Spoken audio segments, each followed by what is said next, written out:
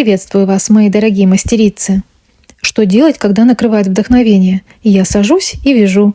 Придумываю что-нибудь оригинальное, свое, душевное, которое приходит ко мне от Вселенной. Это только начало вязания. Еще не видно пока, что это за красавчик. Но не суть. Узнаете в другом видео первыми, если подписаны. А сегодня я хочу поделиться одним из проверенных и рабочих способов набора петель, которым зачастую пользуюсь.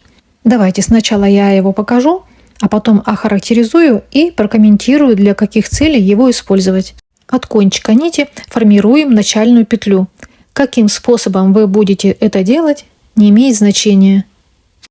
Далее, перекручивая нить, надеваем на спицу. На себя или от себя. Самое главное, чтобы она была перекрученная. Вот такими простыми движениями быстро и легко наберете нужное количество петель. Сильно не затягивайте, но и не допускайте расслабления. Можно взять спицу меньшего размера, но набирать только на одну. А в следующем ряду, независимо от того, изнаночные у вас будут или лицевые, чтобы петли не разъехались, их желательно провязывать скрещенными. Далее уже вязать по рисунку. Посмотрите, как я это делаю. В данном случае я вяжу лицевые за дальнюю стенку.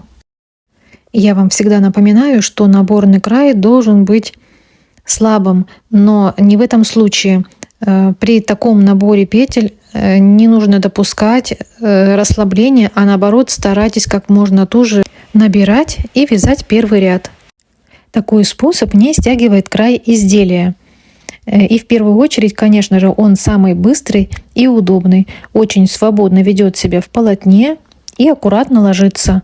Но если вы хотите фиксированный край, чтобы держал свою форму, то тогда воспользуйтесь классическим способом.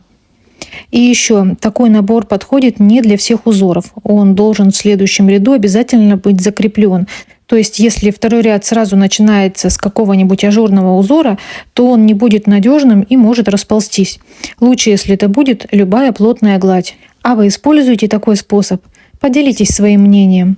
Благодарю вас за просмотр, хорошего настроения, до новых вязаных встреч!